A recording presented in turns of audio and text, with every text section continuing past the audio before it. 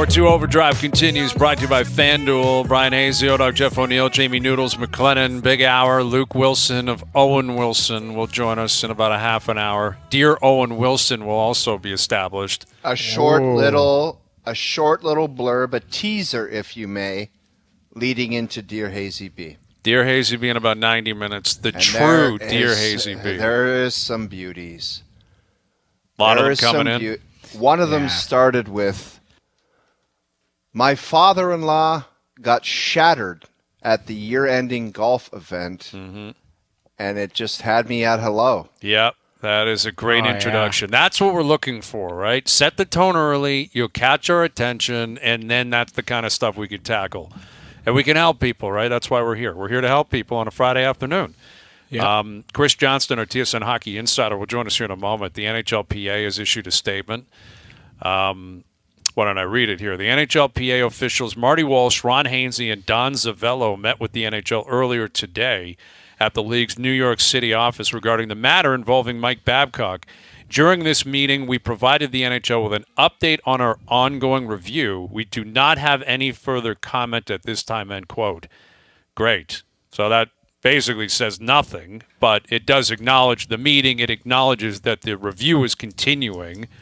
And obviously they updated Bettman and company on what they've found or what they're seeking and where they stand. Sounds like, here's what we know, act accordingly.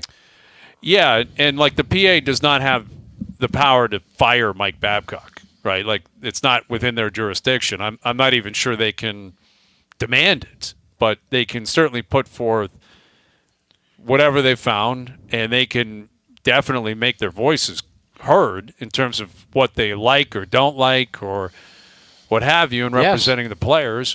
And as a result, the league can take that information and do with it what they decide to do. I mean, well, this is an we'll use the word investigation. They've looked into it, and that's you show their findings, and the league has to take a look at it. And if this is an ongoing investigation too, whether they go, hey, we need to see if this happened on other teams and all of that type of stuff. Who knows? Like there's a lot of layers, it seems like, to this. So it's unfortunate because you can comment on it, but until the verdict, we'll call it, comes out, it's a lot of just hearsay and speculation. Yeah, right, exactly. And we've heard from two players publicly, but you haven't heard from any other players. That doesn't mean other players, are making complaints or issuing complaints. That could be happening. But I think if you're Columbus, the position you found yourself in is, let's say there is a player or multiple players on the Columbus Blue Jackets or within their system that were uneasy with the situation. Now what do you do? Because Babcock probably knows which players they are by now, right? And is he going to hold that against them? Are they going to feel uncomfortable now because they think Babcock knows that they've decided to pop up and speak? That's why somebody like a coach would do something like this, because he wants to hold something over you. He wants, just like Mitch Marner, when Mitch Marner, he asked him to say, write down who you think's the worst conditioned people on the team. And he did it in confidence, and he was kind of under the gun to do it, which was completely weird and completely bogus. And then he screws him over and reads it out loud of who he picked. So this is just something, this is another avenue for that. It's, let me see your pictures, and if I see one goofy, you're out drinking with your buddies, you're drunk, you're passed out or whatever, you hold it against the guy. You don't care enough. You don't take it seriously enough. I saw it. This is the same crap. No, I understand that, but what I'm saying is, like, let's say this blows over, or the PA's like, we don't have enough information to supply you, or the NHL's like, sorry, whatever you have found is not something we're willing to accept. We're not going to move off Babcock or force Columbus to do this. So then it all, ostensibly blows over, yet Babcock and Player X, like, it's understood that there was an issue. Like, Player X didn't appreciate it, and Babcock knows Player X didn't appreciate it. How's that going to work? Well, how about this, guys? Like, if you screw up, go and sit down with that person. Say, I screwed up. Mm-hmm. People make mistakes and stuff. And listen, I'm not defending any situation because I'm not privy to the information.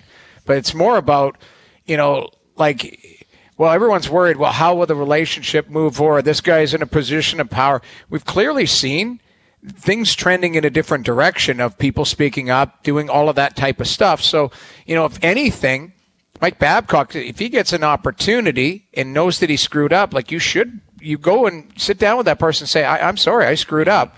How do we rectify this? Come back from this is you're right. That's the thing. I don't know if they come back from it. And you said blowing. I don't think this blows over, Hayes. No, I don't think he makes it. I don't think he makes it through this. He may not. I'm just at this point we don't know. At this point, it's not determined yet what's going to happen. And if he is the coach of the Columbus Blue Jackets, right? There could be something in the air. And if there's a player that has an issue with something that's happened, I mean, how's that relationship going to work moving forward? That's what Columbus has to be thinking. Forget just where the PA comes at it from, where the NHL comes at it from. What a stench in the locker room. That's what I'm saying. If he ends up staying, what a stench. Right. What a stench. Here's Chris Johnston, our TSN Hockey Insider, joining us here on the Maple Toyota Hotline. We just read the statement from the NHLPA. Not much in that statement, CJ, but an admission that they met with the league, that the investigation is ongoing. What do you read into that, and where do you see this Mike Babcock situation going from here? Well, I think the fact that it's ongoing, still is relevant here because I think a lot of people are wondering what's going to happen. What's the result? Well, we might not get a result until there's more diligence done at a number of levels. And, from the NHLPA's end of things, they don't necessarily have jurisdiction on a matter like this, but obviously they're, getting together all the information they can from, members of the union, players around the league. I think that includes players that have played for Mike Babcock in the past, not just those that are members of the Blue Jackets organization now that have had dealings with, Mike Babcock over the summer here, and, trying to see if there's any information that might be relevant to this issue to be shared. And so, it feels still like, as much as we are waiting to find out what becomes of this, I think there's still a few more things that are needing to go on behind the scenes. And so that's kind of my takeaway from the union's stance. And then obviously that meeting they had this morning in New York City, which interestingly was pre-planned for another issue and, became a little bit more about the Babcock stuff, was an opportunity for Marty Walsh and Ron Hainsey to share what they've learned here in the last few days from the Blue Jackets. So as far as the timeline, CJ, could this be like, if they're going to go and talk to like teammates from 10 years ago and is this 2 weeks away from like Columbus gathering their information and receiving word from the league and Gary, or is this like they're going to figure this out and by Sunday they figure it out? What do you think a timeline is?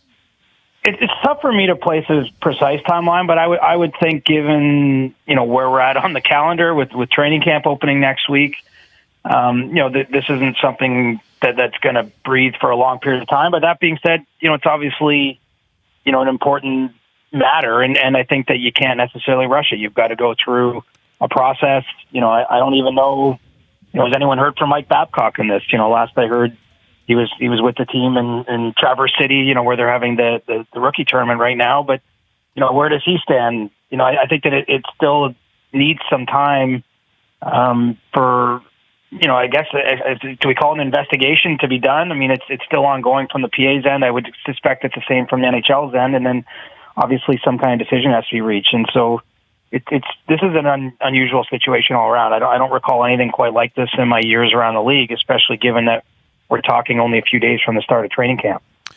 Yeah, and what I find, interesting about this is the PA appears to be now driving this.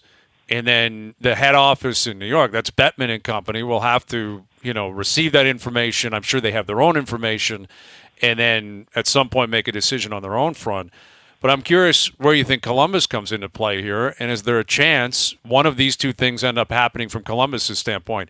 They say, we're sticking with him, or, you know what, we don't even need to hear anymore. We're just going to move off him. Like, where does Columbus come into play here? Because they're in the eye of the fire here. It's not just Mike Babcock, it's the whole organization.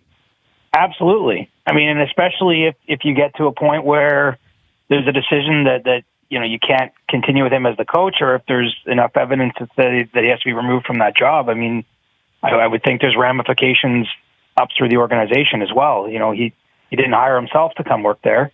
And, I do think that the organization will have a say in it. And quite honestly, as most of these things do, maybe ultimately, I'm not privy to all what's going on behind the scenes. I don't know exactly, what's happened in this case, but, at some point money will come into play too. And, Mike Babcock signed a contract that, when the Blue Jackets, if they get to a point where they're making a decision about his future or feel they need to, I'm sure how that factors in, who gets paid and all that stuff would be part of it too. So I think that there's a lot of different moving parts to how it goes. And, what's interesting is, after this podcast aired on Tuesday and it caught the first bit of fire, right, there was an idea from the initial conversations that there wasn't a whole lot there. Since that's happened, there's been at least one player that's come forward with information that he wasn't comfortable with what's gone on, and that's sent it in a different direction. And so, who knows if there's yet another direction for it to spin before we get some kind of resolution here.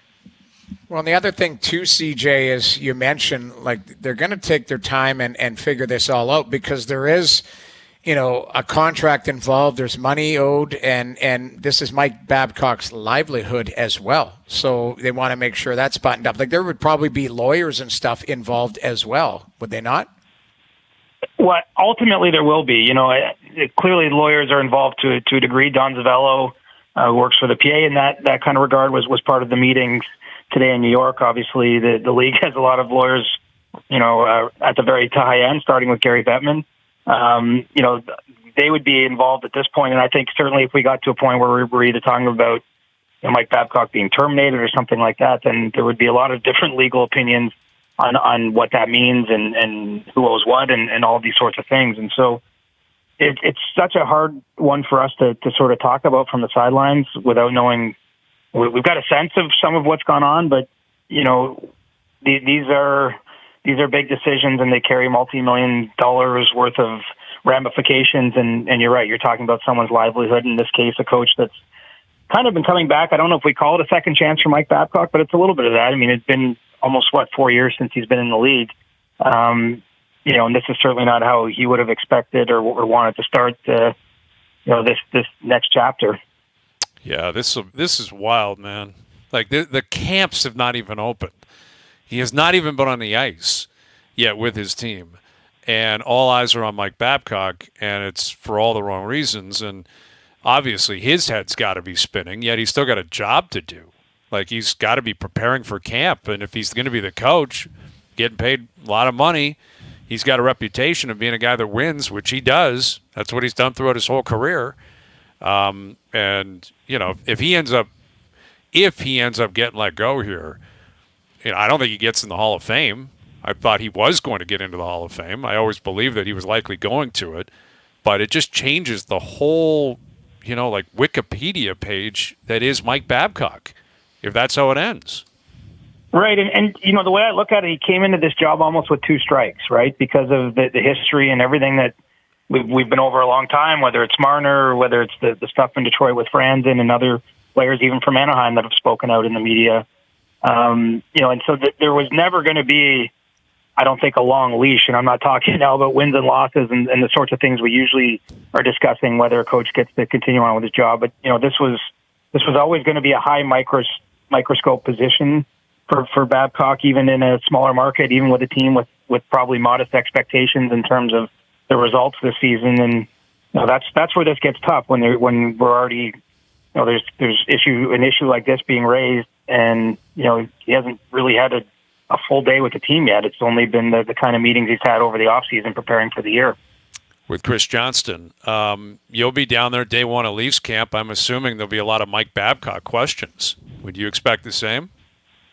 Yeah, I mean, let's see what happens. I mean, there's Monday, the Leafs have their golf outing, and there'll be some players available. Obviously, Wednesday's the first day that you get at them, and the way the news works or moves, if there's resolution in these next day or two, maybe by then it'll almost seem like yesterday's news. But certainly, I would think for the players that have been around a long time, that spent a number of years playing for Mike Babcock, the kind of the central members of the team, the Marners and Matthews and Nylanders and I mean, I'm sure that there'll be some degree of questioning because, as I say, I do know the NHLPA's investigation has included, players that played for the Leafs under Babcock. And I don't know for sure it's those guys I just mentioned, but certainly part of what this discussion in recent days has been about, on the NHLPA end is seeing what other information might be out there. And so, these players have all faced these kind of questions in the past, from the time that, Babcock was fired, in Arizona a few Novembers ago, even to some of the stuff that's come up about him since. I mean, they've taken these sort of questions, but I would think that it's going to be one of the talking points because, there's always got to be something we're on about.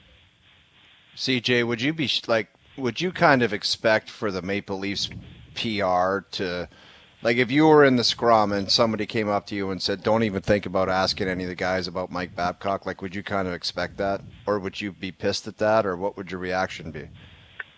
I don't know that they'll do that, but knowing, how professional the Leafs are when it comes to those matters, I mean, they don't need to hear this interview to know that these questions will be coming. And I'm sure that anyone that's representing the organization that gets in front of a microphone will be pretty well schooled into what to say. I mean, I don't see a whole lot of upside, to be honest, in any player saying anything to the media about this. I mean, I certainly think behind the scenes, there's an opportunity if someone has something relevant that you can share that with the NHLPA or the league, or there's conversations that can be had in private if they're necessary. But when you're talking about someone who's coaching another team that hasn't coached you in 3.5 or more years, I wouldn't see a whole lot to be gained by being too earnest and honest about any questions they may get in the next few days. No, I can't imagine that they will, but Mitch Marner's getting asked. Like, Mitch is going to be asked because, he comes up a lot based on what happened with the reporting after Babcock was let go.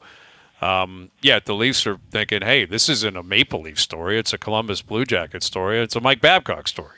And if you're the Leafs, you're not – it's not anything you necessarily have to be on your heels about. But I think it's natural that people are going to ask those questions. And how they respond, I guess we'll find out. But once that dust settles, CJ, what else do you think will be, the number one topic day one of Leaf camp?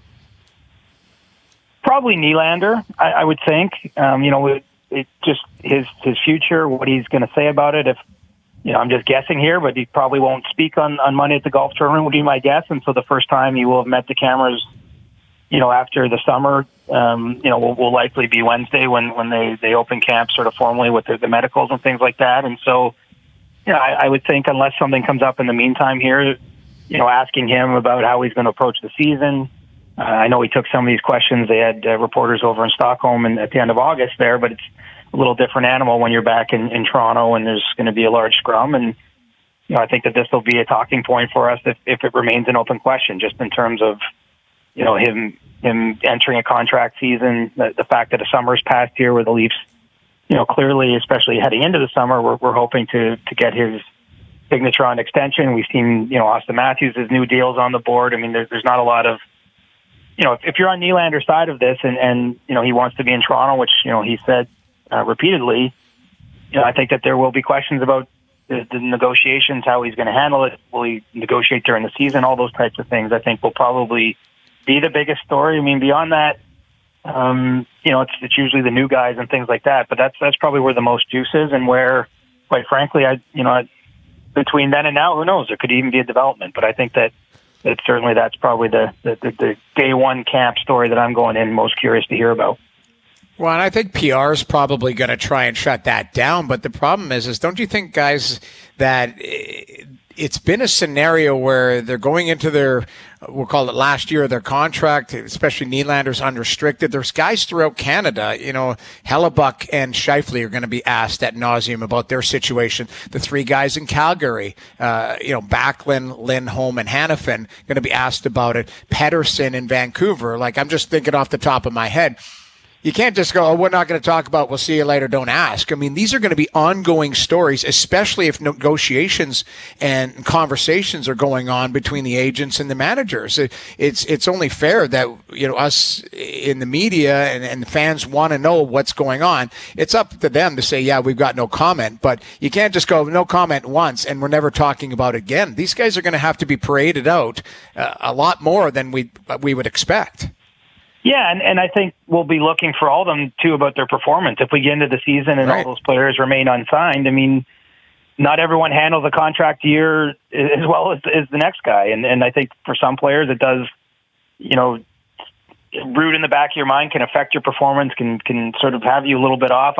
My personal view of William Nylander, just having been around him a lot over the years, is I think not too much does affect him. I think he does a good job of living in his own world and just doing what he needs to do to perform. So, if I'm handicapping it heading in and we're just assuming he does remain unsigned into the season, I don't personally think that'll be a massive issue for him, but let's see how it goes. I mean, if October comes and goes and his performance isn't there, he's not scoring like he did last year, I mean, there'll be further questions about that. I mean, that's the reality of it. I think that's the advantage of getting these contracts done before training camp is it just removes a whole line of potential questions, of storylines, of things that can get in the way of the ultimate goal, which, I mean, anyone who's been around as long as us in this market would know that really we're measuring the Leafs on what they can do as a team, what they can get done. But sometimes these little individual storylines can kind of interrupt the dynamic and become a bit of a distraction. I don't know for sure that it will this year with Nylander, but I do think it's worth thinking about, and I do think it's fair to ask him about it because,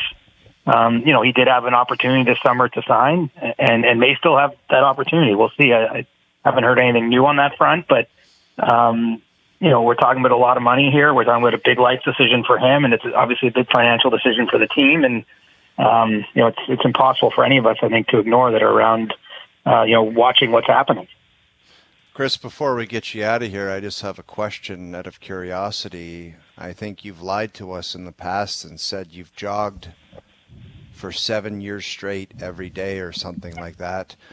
Did the summer prevent or present any nights where you got into it like deep and you had to stop that streak?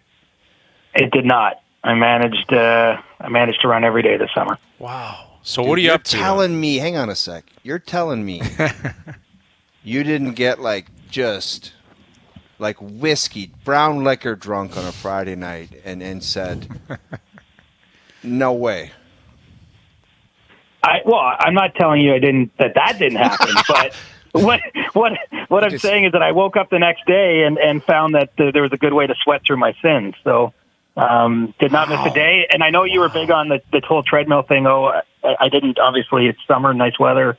None of those days were on a treadmill, so it was all outside. It's impressive. Treadmill is still running. It's still running. Doesn't count. It does count. You're working up a sweat. I'm telling you, treadmill's still running, elliptical, all of that stuff. You do need exercise. I just feel like if you ended up... I don't believe it. I just think that there was a night where you took it downtown and you like Hazy and myself and Noodles, it's pizza and it's maybe a couple beers to take the edge off and then maybe some wings at night and it's couch all day. And you're telling me that you ran 10 kilometers or more after being that hungover?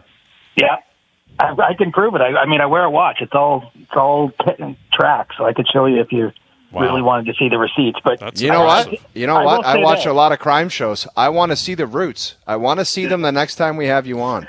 I will do that. But I'll say he strapped his watch to a dog or something like that. That's running around the neighborhood. I had a few nights in cottage country this year where I hated the hilly country roads up in Muskoka after some late nights. So they weren't all easy and they weren't all great, but they all got done. That's impressive, man. That is very impressive. And my New Year's resolution, I'm doing it elliptical every day. Every year I do it. January 1st, maybe January 2nd. It's usually over by January 3rd, but this year I'm going to floor it. Why don't we make a goal, set a goal? We're going to do that running room 10K. Yeah, you want to do the 10K again in the spring? I'd be up for that. Because that will get us going. Okay. Yeah, maybe CJ would want it. I mean, that's probably child's play for CJ, 10K. CJ, will you do the running room 10K with me and Hazy B? 100%. I'm in. All right. There we go. Get a 3-pack, Noodles. I'm sure you'd get in there, right? It's not an elliptical. It's not a treadmill. You understand, Hazy. Hang on a sec. I stopped a kilometer into it and looked back, and you said you have to keep moving because that's the pace car at the end of this. Yes, they were opening the Bayview extension based on where your ass was. There was guys picking pylons up 100 yards behind me. Yeah, we're really doing it here next spring.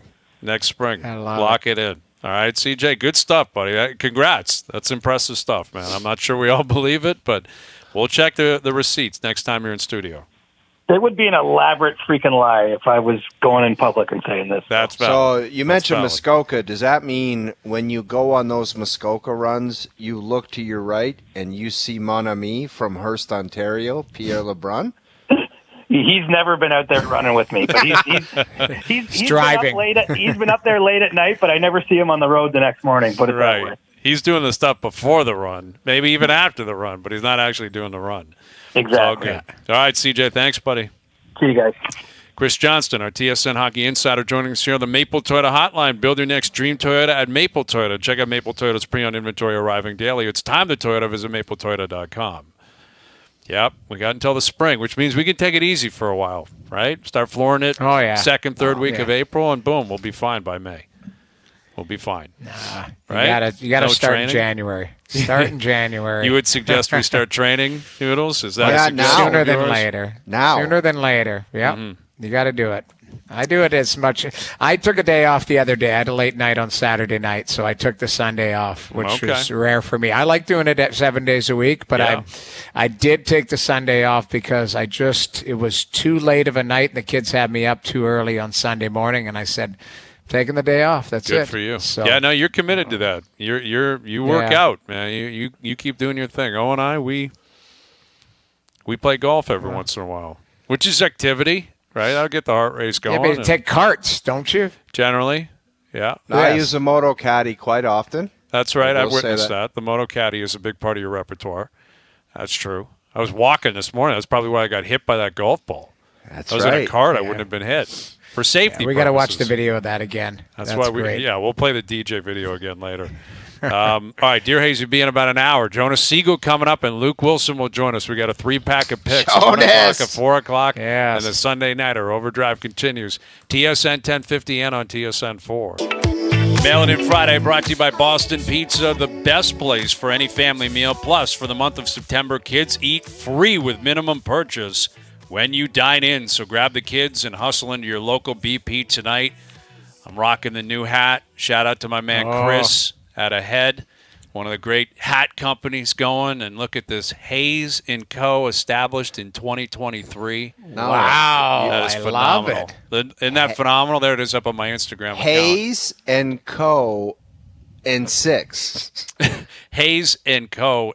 and 6. And 6. You're Yes. That's a nice hat. 6. That's actually a great hat, man. It's a great. I also got this hat, little reigning champion, which is only for me because Luke Willson doesn't get one.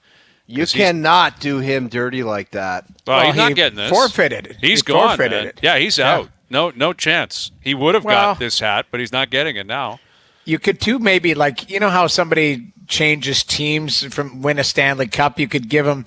There could be a cup ceremony, like a ring ceremony. No. You could give them something. No, like a hat that's ceremony. what you're doing. You're giving him a reigning champs hat. No. Remember you guys goofed on me when I suggested maybe Valanciunas, CJ Miles should get not the championship ring from the Raps, but like a third-tier usher But ring. he won. He won with you last year. Did he not? jumped He on was a winning, on the team, you He dummy. jumped on a winning program, all right? The wheels were in motion for the comeback anyway. I was making all the picks. Oh, I mean, okay. let's call a spade here, right? He jumped. He was Don King. He realized you guys were a bunch of losers, and he's like, I got to leave with the champ. So now I'm sitting here with a reigning champion hat, Hayes & Co. hat. Chris was nice enough to send you guys a couple of O'Win Willson hats. They're actually really cool hats. So Really? yeah, you guys got some hats too. All right, Luke Willson joins us now. Go ahead, Luke. Pop off. I caught the tail end of that, and I'm assuming you weren't talking about last season. Oh, I was Dude, absolutely he talking got about last hats season. made that say reigning champs, and I said, you better have got Luke one, and you can't do him dirty like that. And he said, there's no way in hell that fraud's getting one, because I made all the picks, and he doesn't deserve it. So you chew on that. Erroneous. I mean, the proof's in the pudding here. I mean, Hazy B, I did consult you for a small amount of advice, but let's be honest here. I was the one, making the tough decision. Ooh. We gotta be honest. I don't think so. Clearly, No. you've been lost without me. I mean, the real question now is not whether or not me and O-Dog will win, but by how much, and will you actually pick one game right this entire season? Oh, here we go. It's ugly. 6-0. I tried to help you. Yeah? I told you exactly what was happening. Backdoor cover, of course. Primetime Kirk, man. A guy can't win a game, but he can cover. A backdoor useless cover. I know what happened, and I knew it was coming. And you know what? Truthfully, now it's messing with my psychology because the game I'm going to pick, the 4 o'clock game, screams backdoor cover. But I feel like it can't happen now because I just got burnt. Like, that's a gambling misnomer. Problem. Like, when you're in a bad place and you're like, well, I can't do that because I did it last time, and then it worked. Like, when you start trying to reason with losing, you're in a really dark place. And I got to be honest, man, I am in outer space right now when it comes to looking at the board. But it's early. This is what I wanted. Yeah.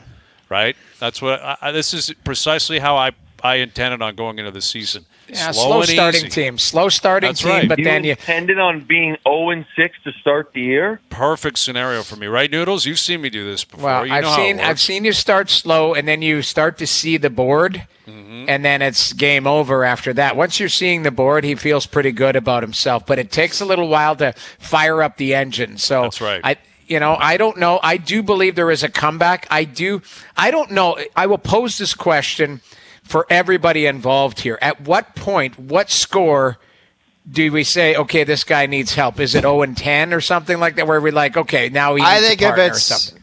I think if it's 9-2 or 9, like something like that, you've like a got to mercy rule? You're calling a mercy rule on me? Is that what you're suggesting? Or you're forcing him Me to and just Al's be brother, like, me and Al's brother had some difficult stretches, but we were never this. Yes, you were. No, Yes, we you were. weren't, you donkey. Dude, this you is two- Atlanta Thrashers. Oh, You're the don't even Atlanta start. Thrashers. You had the coldest streaks in gambling history multiple times over multiple years. I'm the reigning champions times like 3 now, right? Like, this is plural, dude. This isn't a hat that only pertains to last season. You guys have never been in my stratosphere when it comes to picking winners. So go ahead, peacock around. You're 0-6. We've played a Thursday nighter in week 2. Do you think I'm concerned? I'm not. It's all good because you guys are going to trip all over yourselves the 2 games you got. There's no way. Wow. Yes. Hey, You- there's you no do- way. There's Yes, no there way is. I'm Oh, going there's to, a way. we're gonna Isn't there, forfeit Noodles? this amount. Where there's a will, there's a way. There's there always is a way. But here's what I'm going to say, Hayes. You do need a big weekend. I need a like you do. massive You need a big weekend, and I don't know. These games seem to be. There's not a guarantee out there. I asked you guys, you and the Grappler yesterday. Like, is there just a layup? The problem is the layup is the spread. Now Right. you get jammed up by the spread, right? Right, I can give you an outright money line winner, but the spread is a different beast, dude. Everyone knew the Eagles were going to win last night. Question was, were they going to cover? And because the Grappler decided that the line was 6.5 as opposed to 5.5, like every other book on earth, it wasn't a winner last night. But that's all good. All right, let's move. Let's move on to the 1 o'clock game. All right, Chiefs at Jags. Chiefs are laying 3.5 in Jacksonville. Team O'Win Willson on the clock. You guys can go ahead and make your pick. Again, you know, Marzi? me and O-Dog, we're on the phone all day today. We're crunching data.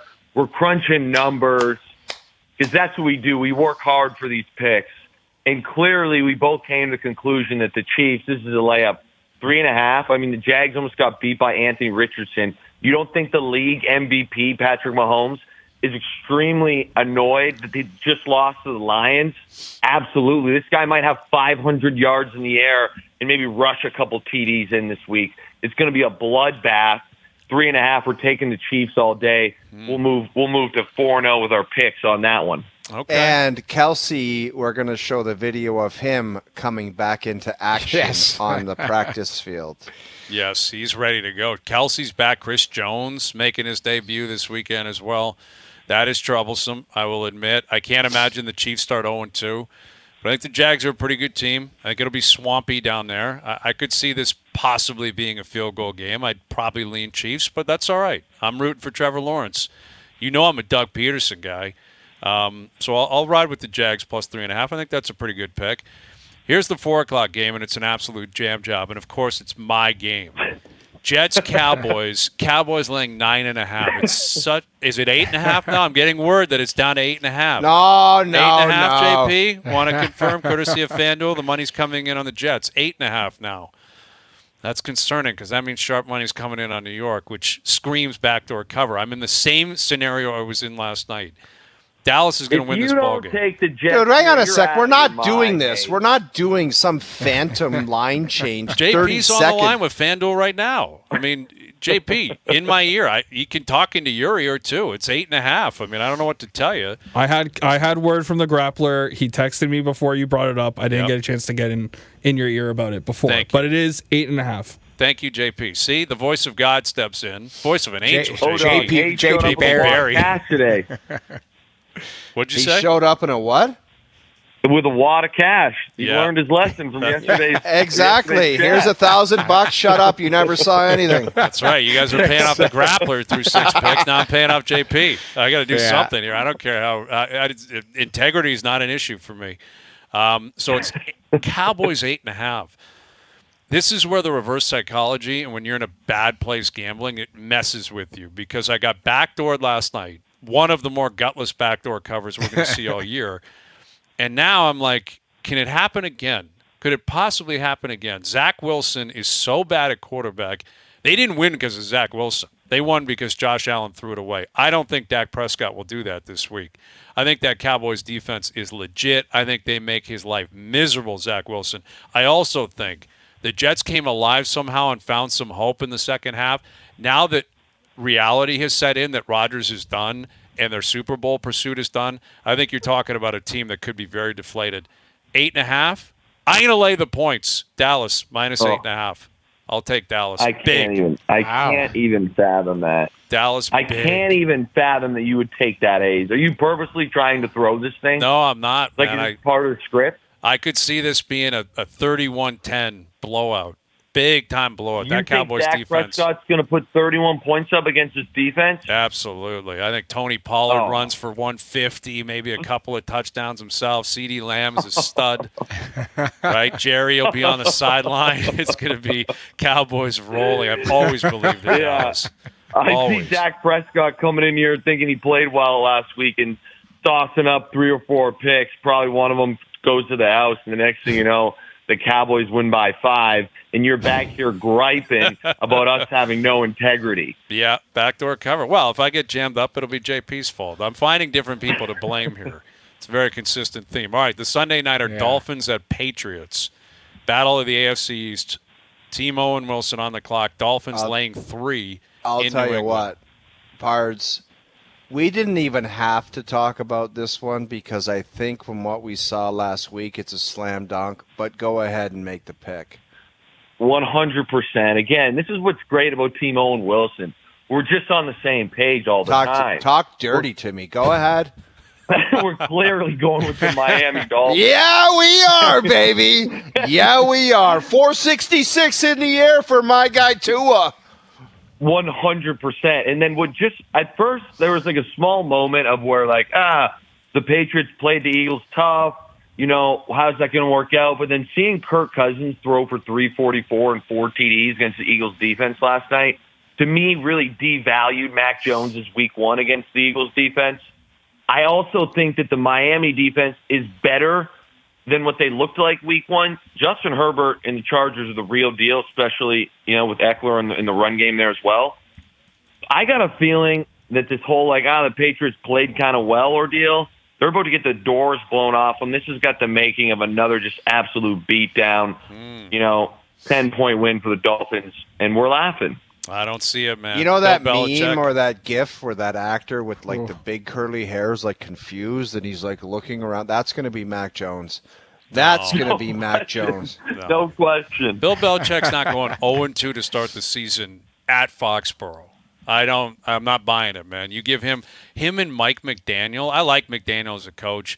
Belichick is going to put that kid in a pretzel, man. Don't ever talk like that. You don't know anything about modern day coaching. Yeah, I do. Bill Belichick can still own Mike McDaniel, and I fully expect it. Oh, really? I fully expect that defense to get after Tua. Bill Belichick has been standing on the road with a ghetto blaster above his head at his ex-girlfriend's house trying to get her back all week, and he does not know what's going on. That is a little bit concerning. I will admit, I'm a little bit concerned about that. Yeah. But anyway, what do you would you be concerned if you're in Minnesota? Like, are the Vikings done at 0-2 or what? Not at all. It's funny, but you look at last night, they should have. I mean, I think they should have because they gave up 254 yards on the ground or something. But, I mean, they had 4 fumbles that they lost and lost the game by 6 points. And one of the fumbles was on the 1-yard line through the end zone, which then led to a 61-yard field goal the other way. I mean, that game could have been a lot tighter than what it is. Obviously, it'll probably play out differently as far as how Philadelphia called the game. But I'm looking at this, and I'm like, okay, the Bears are awful in their division. The Packers are, I think, very good, but there's a lot of unproven things going on there. And the Lions got a shot this week to kind of, really take the driver's seat in the division. We'll see if they pull it off against Seattle. Seattle is in desperation mode already in week 2. So, to me, the division is wide open. I think that, the Lions will probably be the team to beat, but I don't know if they're that much better than anyone else. So if I'm the Vikings, yeah, I'm a little concerned, but you just played with the NFC winner last year, lost by 6 and had 4 fumbles. There's a lot of good things they did offensively there. The problem is their defense is brutal.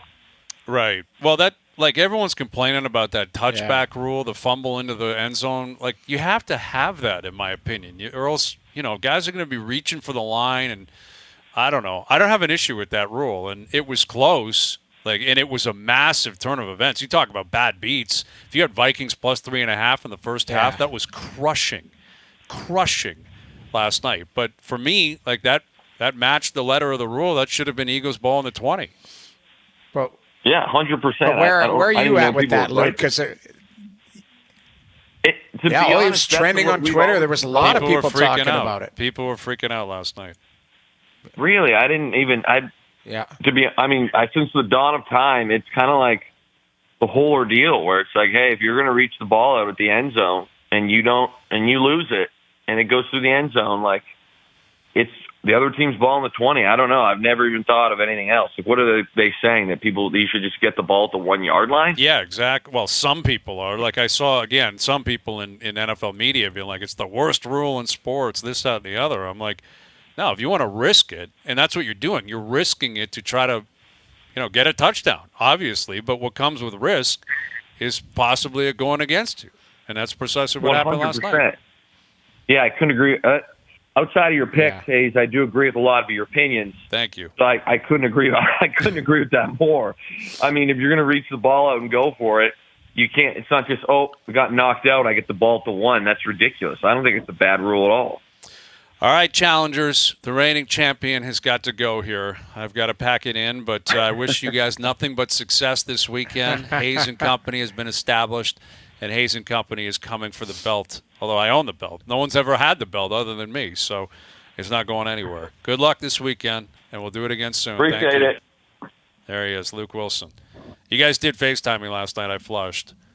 Although I should have FaceTimed you back when it was it 20-7 or 27-7? Dude, you got to answer. Like, you know how awkward it is when just Luke answers and then he's like, hey, and I'm like, I was in with my kids. I know, but it's like, can you just do me a favor and make a point? Because I was lying in bed and then I'm looking at Luke and he's like, hey, and I'm like, let's go get him. And then I'm like, okay, I gotta go. It's just like it doesn't work. Right? Yeah. You do need the third wheel in there to kind of make it all connect. But I was sitting there with my daughter. I'm like, I can't answer this right now.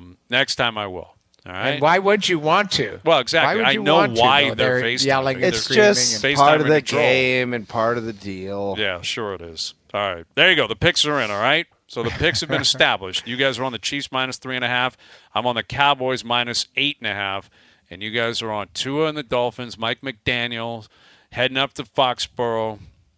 Dolphins laying 3 against the New England Patriots. So best of luck. All those odds courtesy of our friends at FanDuel.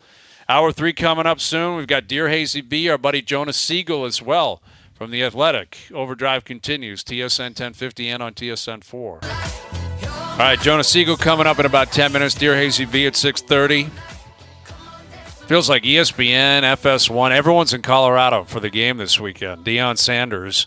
No one paid attention to the University of Colorado ever and now everyone has to be there. What's that power about? Like, is it just Dion is like that polarizing, and it's like that, like it's warranted? Yeah, I think he's that popular, right? Like Dion's been on the front pages for 40 years now. Like, everyone knows Deion Sanders, and one of the great players of all time, one of the great athletes of all time. He's a great media personality. Like, is that what he's been doing leading up until this? He was in the media? Yeah, he was in the media for a long time, NFL Network forever. And then he was doing stuff with Barstool the last couple of years. Then he was at Jackson State. Now he's at Colorado, and it's Colorado versus Colorado State. And the guy sells. People are really paying attention to Colorado. Nobody pays attention. Dude, you remember when it's like you weren't allowed to give any type of gift? He wheeled into the meeting room and gave every guy on the team a brand new pair of his glasses. Yeah, you're right. You weren't allowed to do anything for the longest time. Yeah. Now this guy's like, make sure you get cameras in here. I need different filters. Dude, he walked in the room. He goes, "You guys want something?" And then he's like, "Give him something." And it's a circus. It's a whole thing because the coach on Colorado State chirped them about wearing his sunglasses. It's crazy. It's fun. Final hour. Yeah, it's great. It's awesome. I'm looking forward to the game. Again, I'm going to watch Colorado State. Who does that? I guess I will be. Overdrive continues. TSN 1050, soon to be up on TSN 2.